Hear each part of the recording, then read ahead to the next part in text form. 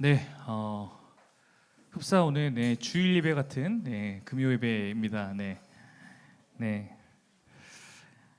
오늘 저희가 조금 부제가 많죠. 송구영신 예배인지, 사무 연회인지, 금요 기도인지, 다 콜라보 되어 있는 그런 예배라고 생각하시고 함께 나누면 좋겠습니다.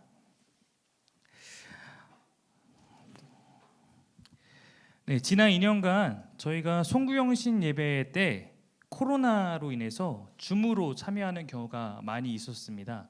이게 이제 2년 전, 이때는 대부분이 이제 집에서 참여했고, 저와 방송을 맡은 가정 정도만 와서 참여했었고, 작년에는 청년 공동체와 일부 사람들만 교회에 있고, 나머지는 또 집에서 줌으로 참여했었습니다. 그리고 이제 올해는 현장에서 합니다. 물론 하루 앞당겨서 지금 하고 있습니다. 이번에 몇몇 분들이 송구영신 예배가 올해 있나요? 라고 물어보셨습니다. 우리가 평소라면 12월 31일 날 한 그래도 밤 10시 정도부터 예배 시작해서 12시 정도까지는 그래서 새해를 맞이하며 마무리하곤 했습니다. 이번에도 아마 그 한 해의 마지막 날이 토요일이 아니었다면 비슷한 방식으로 예배를 드렸을 것 같습니다. 하지만 이번 주가 토요일이기 때문에 토요일 밤에서 주일 자정까지 예배를 드리는 것이 주일 예배에 영향을 줄 수 있기 때문에 이번에는 금요일 기도회와 이 송구영신 예배를 겸하여 그렇게 드립니다. 저는 송구영신 예배가 12월 31일에서 1월 1일 그 사이에 걸쳐서 드리느냐 아니냐가 중요하다고 생각하지는 않습니다. 그보다는 이 시간을 통해서 우리가 어떤 마음을 되새길 것인가 그것이 더 중요하겠죠. 그래서 제가 송구영신 예배 때마다 이 얘기를 가끔 하는데 여러분도 들어보셨을지 모르겠지만 한국 교회 안에는 송구영신 예배를 드리면 안 된다 반대하는 목소리도 많이 있습니다.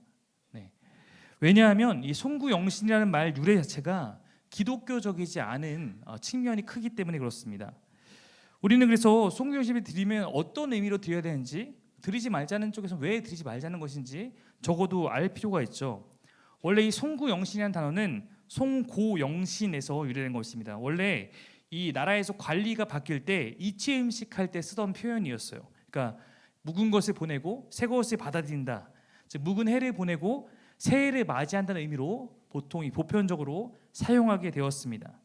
근데 이제 문제는 왜 이것을 하면 안 되느냐 논쟁이 나오냐면 섣달 금은날 잠을 자지 않고 이렇게 신령을 맞이하면 소원이 이루어지고 1년 동안 운수가 좋았다고 믿었던 우리의 토속신앙의 그 영향으로 우리가 이때 예배를 드리는 것이 아니냐라는 문제 제기가 있기 때문에 그렇습니다.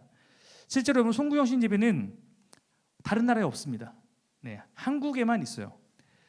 자칫 우리가 송구영신 예배를 그래 올해는 지나갔지만 내년에는 좀 그런 소원 성취의 해 그래서 마치 그때 이게 기도를 써내거나 이렇게 하는 것들이 다 어떤 그런 의미로 우리 가운데 기억되고 있다면 저는 그런 송구영신 예배는 마땅히 버려야 된다고 생각합니다. 그러나 한국적인 것이 나쁜 것은 아닐 수 있습니다. 즉 어떻게 사용하느냐의 문제일 것 같아요. 예를 들어서 아시겠지만 새벽 기도가 있는 나라가 별로 없습니다. 한국은 그러나 왜 새벽 기도가 발달했냐면 원래 우리 민족이 아침마다 일어나서 지성이면 감천이유하고 빌었던 민족이기 때문에 그것이 말 그대로 우리의 민족성과 함께 종교 안에서 어떻게 보면 그 자연스럽게 연결된 것이라고 볼 수 있죠. 그러나 그것 또한 잘 사용하면 분명 우리 신앙에 유익할 수 있습니다. 송구영 예배 드릴 때 또 마찬가지로 소원을 적어서 그것을 성취하려는 어떤 무속 신앙적인 그런 마음과 구분하고 우리의 한 해를 돌아보며 감사하고 새해에도 더욱 하나님께 맡기고자 하는 마음이 있다면 이 예배는 선하게 사용하시는 주님의 시간이 될 것이라고 믿습니다. 그런 의미에서 저희 교회가 하지 않는 게 하나 있어요. 송구영 예배 드리지만 하지 않는 게 뭐냐면 말씀 뽑기를 안 합니다. 저희 교회는 왜 안 하냐면 그거 꼭 나쁘다 이런 것이 아니라 다만 저는 말씀 뽑기가 성도들 안에서 때로는 이런 반응을 많이 겪었기 때문이요. 말씀 뽑았는데 내가 원하는 말씀이 나오면 너무 막 기분이 좋아요. 그 성도님은. 근데 난 이거보다 좀 덜한 게 나왔어. 난 좀 뭔가 이런 게 나왔어. 그러면은 뭔가 마치 이게 오늘의 운수가 좋으냐 싫으냐의 문제처럼 점괘처럼 작용되는 것을 사실 저는 여러 번 봤기 때문에 그렇습니다. 그것이 그 시간만이 아니라 또한 말씀을 우리가 이해할 때마다 자칫 그 말씀의 어떤 한 구절을 갖고 그것을 해석해버리는 그러한 태도를 기를 수 있기 때문에 조심해야 된다고 생각하는 입장입니다. 왜냐하면 시중에 나와 있는 말씀 뽑기 가운데 일부의 말씀들은 사실은 앞뒤의 문맥을 읽어보면 전혀 그런 뜻이 아닌데 그 부분만 딱 떼서 우리에게 전달되다 보니까 오해를 낳는 경우도 많이 있기 때문에 그렇습니다. 그래서 저는 말씀 뽑기를 하지 않고 우리가 한 번 정도는 그냥 모든 말씀을 다 똑같은 걸 적어서 나눠주거나 이렇게 이제 했던 적은 있었던 것 같습니다. 그럼 우리가 본질을 찾아야겠죠. 오늘은 이제 우리가 송구영신 예배와 사무연회를 겸해서 드린 금요기도로서 다른 무엇보다 우리가 한 해 동안 우리가 지나온 길에 있었던 그 은혜를 같이 풍성하게 나누고 내년을 위해서 우리가 더욱 선한 결단을 할 수 있다면 저는 오늘 예배가 하나님이 기뻐하시는 예배가 될 것이라고 믿습니다. 제가 최근에 성경적 교회라는 키워드로 설교를 나눴었죠. 사실 늘 마음속에 있는 키워드입니다. 제가 그 설교 이후에 몇몇 분과 설교의 나눔을 가져보니까 민주적 교회가 성경적 교회가 아니라고 하는 부분이 신선하기도 했지만 또 생각해 보니까 그러하다라고 이야기를 하시는 것을 들었습니다. 저도 같은 깨달음입니다. 사실 그러면서 제 안에 얻게 된 자유함도 있었습니다.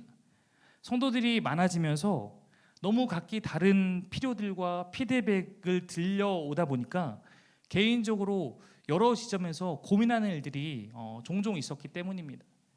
그런데 사람들에게 맞추는 것이 중요한 것이 아니라 우리가 성경이 원하는 공동체를 세우기 위해서 나도 노력하고 함께 노력하고 거기에 우리가 기준을 맞춘다라는 마음을 얻으니까 그러면 된다라는 마음을 얻으니까 제 마음의 안개가 좀 거치는 느낌이었습니다.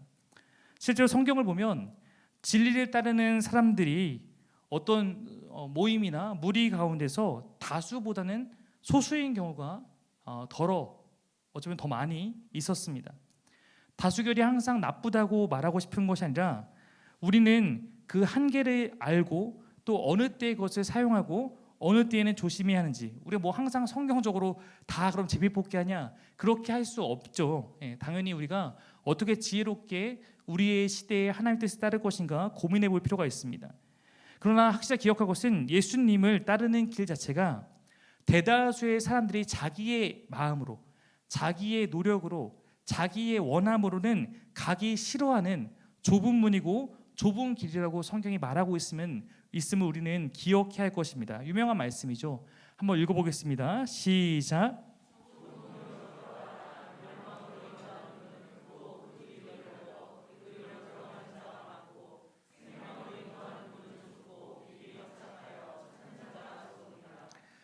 교회가 좋은 교회면 우리가 내 뜻보다 각자의 뜻보다 하나님 원하시는 뜻을 쫓기 때문에 알아서 좁은 문을 갈 거예요. 그러나 아직 미성숙한 공동체일수록 우리가 원하는 대로 가다 보면 우리는 넓은 길을 가고자 하는 마음들이 모일 확률이 많습니다. 우리는 늘 그것을 기억하고 있어야 된다는 거예요.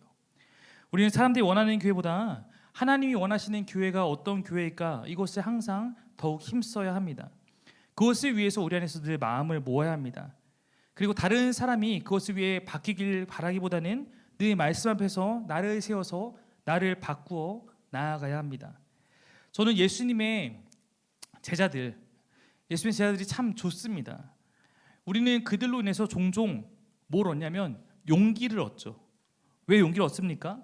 성경은 그들이 얼마나 보편적인 사람들인지를 보여주기 때문이에요.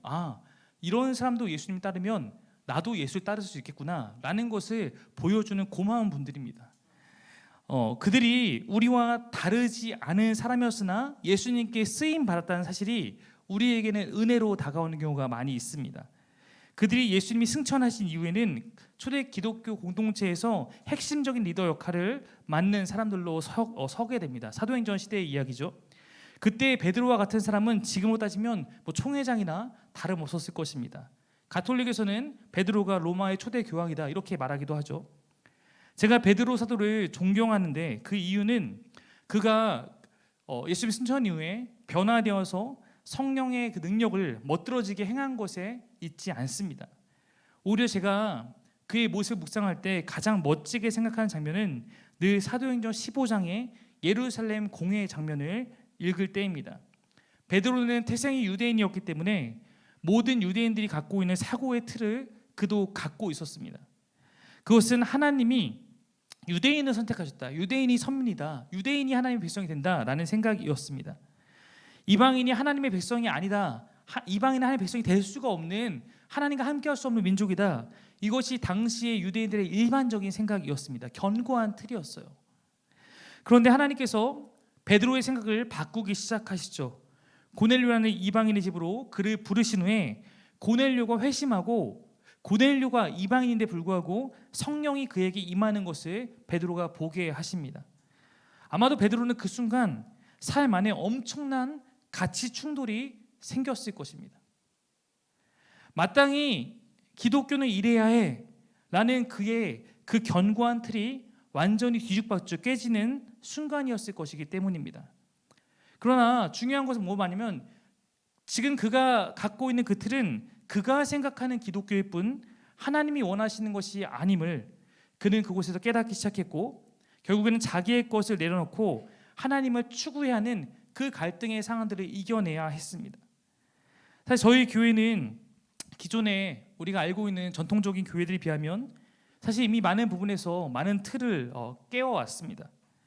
물론 우리가 틀을 깨는 것이 목적은 아닙니다. 그보다는 진짜 이 시대를 위한 하나님의 필요가 무엇인지, 하나님의 필요가 무엇인지 보다 본질적인 것을 얻기 위해 마땅히 비본질적인 것, 즉 그렇게 중요하지 않은 것이라면 우리가 꼭 그것을 해야 하는가? 라는 질문들이 우리 안에 있었기 때문입니다. 예를 들어 여러분, 원래 저희 교단은 이중직이 허용되지 않아요. 이중직이 뭐냐면 목사가 다른 일을 하는 겁니다. 모든 교회는 목회자의 생계를 책임질 것을 서약해야 하고, 목회자는 다른 직업을 갖지 않는다고 서약해야 합니다. 이것이 교단의 법이에요. 근데 저희가 아시다시피 이중직을 안 하면서 교회를 시작할 수가 없는 현실이었거든요. 그래서 교단에 못 들어가더라도 우리는 이것이 더 중요하다라는 생각을 갖고 있었습니다. 그렇다고 교단에 몰래 속이고 이중직을 하기는 싫었어요. 그래서 저희가 교회를 개척하면서 제가 속한 교단에 이쪽 지역의 지방에 연락을 했습니다.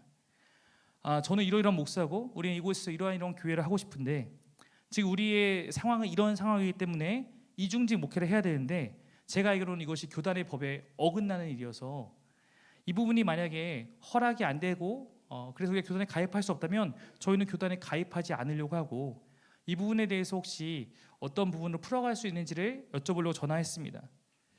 근데 그때 이 지방회장 목사님이었나? 그분이 말씀하신 게 사실 여기 70%는 다 이중직이야. 우린 생계형은 봐줘. 그러니까 자기의 어떤 이익을 위해서 아니라 생계 때문에 대부분의 이중직을 하고 있는 것이 지금 목회자들의 현실이라는 거죠. 그래서 다행히 교단이 허락해줘서 우리가 그렇게 시작할 수 있게 됐습니다. 그리고 다행히 이제 저희 교단도 이중직 목회가 이제 법적으로 허용되었습니다. 최근에 어떻게 보면 저희가 시대의 흐름에 맞게 먼저 시도했던 것이죠. 우리가 늘 이런 문제처럼 무엇이 더 중요한가, 진짜 중요한 것을 얻기 위해서 우리는 때로는 무엇을 내려놓을 것인가 고민이 필요한 것이 삶에서 굉장히 많다라는 거예요. 이 초대교회도 이방인들에게 이 사도행 15장에서 회의할 때 이슈가 뭐였냐면 이방인들이 율법을 안 지키는데 어떻게 예수님의 백성이 될 수 있냐, 율법부터 지키게 하고 유대교로 개종하고 그 다음에 우리가 세례를 주고 해야 되는 거 아니냐, 이방인들에게 율법을 지키게 할 것인가 말 것인가 논쟁이었습니다. 여러분, 율법을 지키는 것은 나쁜 것이 아닙니다. 바울도 율법을 잘 지켰습니다. 그러나 율법의 문제로 이방인이 그리스도를 못 만나게 되는 그런 상황에서 그들은 결정해야 했습니다. 누구 뜻대로 해야 할까요?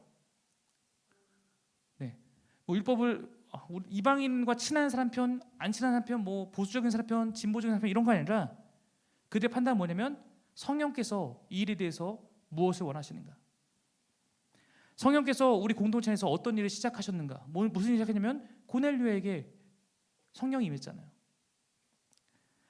영적인 분별을 통해서 그들은 하나님이 하신 일을 따라가기 시작했습니다. 그것이 초대교회의 가장 큰 전 힘이라고 생각합니다. 그리고 이 일에 있어서 베드로와 야고보의 역할이 컸습니다.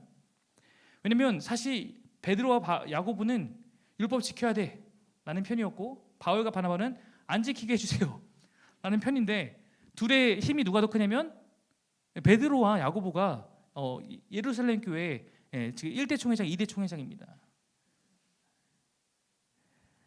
바울과 바나바가 아무리 얘기해도 그것을 함께 따라가 줄 수 있는 사람, 지지해 주는 사람들이 필요했다는 것입니다. 다행히 초대교회 리더들은 자신의 고집과 자신의 생각을 내려놓고 성령께서 원하시는 것을 한 마음으로 결정합니다. 제가 이런 모습을 봤을 때 저도 목회를 해나가면서 느끼는 것은, 목회하면서 가장 필요한 것은 전 동역자라고 생각해요. 특히 제가 느끼는 것은 성도 동역자입니다. 왜냐하면 세상의 흐름이 다들 이쪽으로 가고 있어요. 근데 목회자가 들어서 이쪽으로 가겠다라고 하면 몇몇 사람들은 그걸 보면서 반응하지만 몇몇 사람들은 저 사람은 목회자니까 이렇게 하는 경우가 많이 있습니다. 근데 성도들이 이쪽으로 가다가 함께 이쪽으로 꺾어서 가기 시작할 때, 성도들이 그렇게 살아갈 때 나도 저렇게 살아봐야겠다라는 진짜 도전을 받습니다. 그래서 목회자의 외침이 외로운 외침이 되지 않게 하는 것은 함께 같은 꿈을 꾸고 그렇게 살아가기 시작한 사람들이 늘어갈 때라고 저는 생각합니다. 제가 열정이 많은 사람임에도 우리 교회 첫 번째 교회 슬로건이 뭐였냐면 슬로우 처치였어요. 슬로우 처치. 맨날 그걸 되새기면서 우린 슬로우 처치 해야 돼 라면서 기다렸습니다. 무엇을 기다렸냐면 내가 뭔가 하자고 할 때 기꺼이 함께 해줄 사람 10명이 생기길 기다렸습니다. 10명이 생기지 않았는데 이거 목회자가 하자고 하는 거니까 해야 됩니다 이렇게 억지로 끌고 오기보다 함께 그것이 기쁨으로 함께 나아갈 수 있는 성도를 얻을 때까지는 좀 기다려야겠다. 제가 느끼기에 그 10명을 얻은 것이 개척 3년 차가 됐을 때입니다. 그래서 제가 3년 차부터 성경 공부도 할 수 있게 됐고, 그전에는 제가 자신이 없었어요. 내가 성경 공부 하자는데 나하고 안에만 앉아있으면 어떡하지? 이런 고민들. 근데 그때쯤 되니까 적어도 이런 일 할 때 10명은 모이겠구나. 그리고 성경 공부도 열고 이제 금요기도에서 할 수 있겠구나. 그러면서 예배도 늘리고 이렇게 할 수 있었죠. 저는 여러분이 저의 방향에 맞출 필요는 없다고 생각합니다. 목회자 개인에게 순종하는 교회가 되어서는 안 된다고 생각합니다.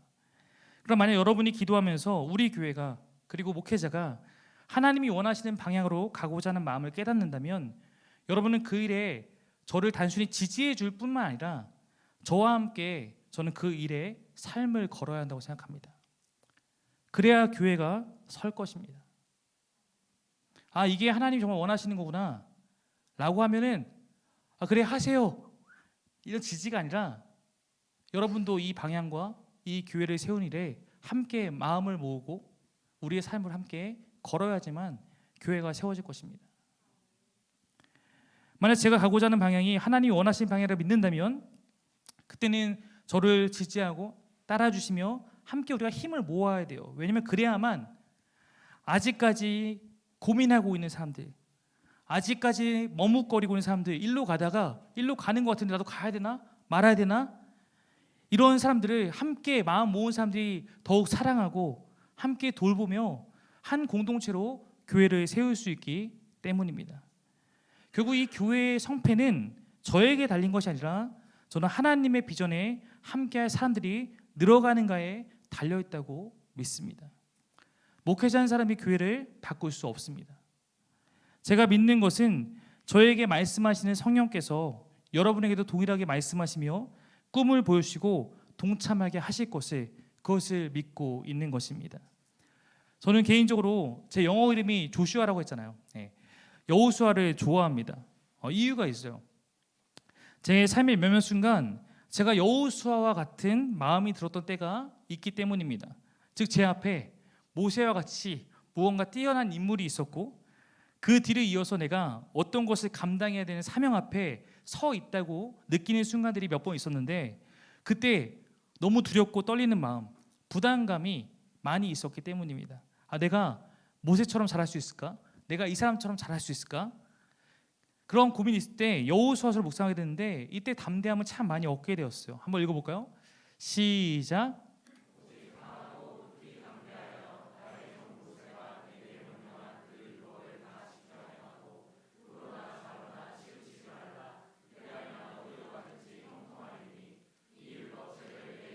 떠나지 말게 하며 주야로 그것을 묵상하여 그 안에 기록된 대로 다 지켜 행하라. 그리하면 내 길이 평탄하게 될 것이며 내가 형통하리라. 내가 내게 명령한 것이 아니냐. 강하고 담대하라. 두려워하지 말며 놀라지 말라.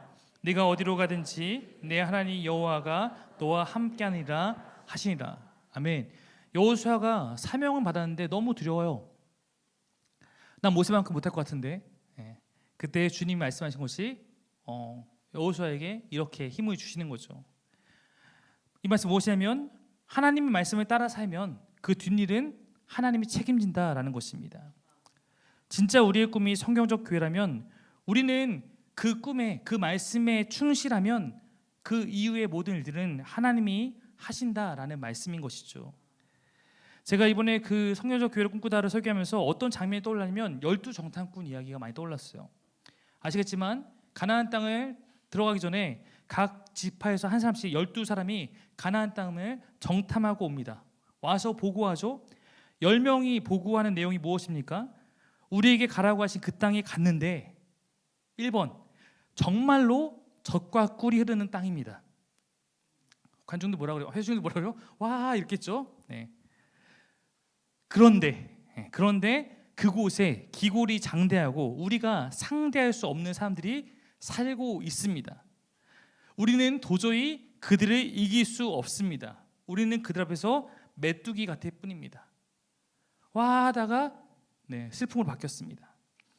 12명이 갔다 왔는데 그 중에 10명이 하는 소리가 이런 얘기인 거예요. 다 같이. 너도 그렇게 느꼈어? 나도 그렇게 느꼈어. 이 소리를 듣고 회중이 억장이 무너져서 밤새도록 통곡했다고 성경에 써 있어요. 그러면서 이 통곡 끝에 원망이 누구에게 행합니까? 모세에게 행합니다. 야, 네가 왜 우리를 이 땅에 끌고 와서 여기서 죽게 하는가? 그러면서 말하죠. 야, 우리가 우두머리를 다시 뽑자. 그리고 우리 이집트로 돌아가자. 그때 두 사람, 그 정탐꾼 두 사람, 여호수아와 갈렙이 그 모습을 보고 슬픔에 겨워서 옷을 찢으며 말합니다. 뭐라고 말하냐면 주님께서 우리를 사랑하신다면 그 땅으로 우리를 인도하실 것입니다. 여러분은 두려워하지 마십시오. 그들은 우리의 밥입니다. 주님께서 우리와 함께 계시니 두려워하지 마십시오. 이 자신감의 근거 뭐냐면 주님이 우리와 함께 하시고 주님이 명령한 것인데 왜 우리의 힘을 갖고 두려워하느냐? 그들은 우리의 밥이다. 자, 여호수아 갈렙의 이 울분 섞인 외침을 들은 백성의 반응은 어떠했을까요? 어떠했을 것 같으세요? 설득됐을까요? 성경 보면 돌로 쳐 죽이려고 그럽니다. 쓸데없는 소리 하지 마. 왜일까요? 10명의 말을 믿었기 때문이에요. 다수결로 하나님 뜻을 따를 수 없는 대표적인 사건으로 우리가 보통 기억하는 거죠.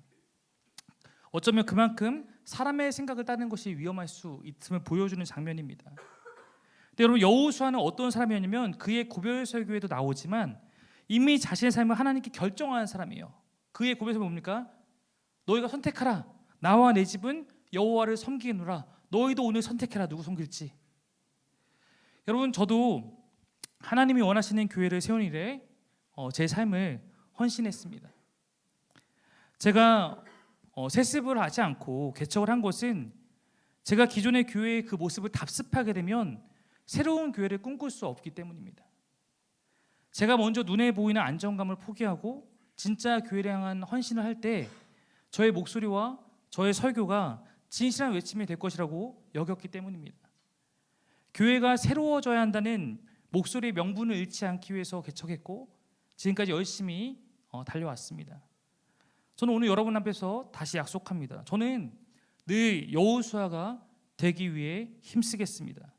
여러분은 그와 함께하는 갈렙이 되기 위해 힘써 주십시오. 여호수아 갈렙 서로가 서로에게 필요합니다. 여러분 아시죠? 결국 출애굽 1세대 중에 가나안 땅을 밟은 사람은 단 두 사람, 여호수아와 갈렙이었습니다. 이 시대를 감당하며 진짜 하나님이 원하시는 교회를 세운다는 것 쉽지 않을지도 모릅니다. 그러나 우리가 세상이 주는 위협과 두려움, 불안함을 다 이기고 주님의 뜻에 매달린 여호수아와 갈렙이 될 때 세상과 다른 길을 기꺼이 걷겠다고 결단할 때 하나님의 우리를 통해서 그 일을 이루어 가시라고 믿습니다.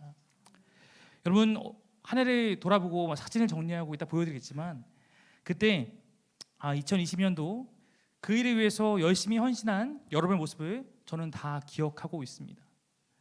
아마도 주님은 더욱 잘 기억하실 것입니다.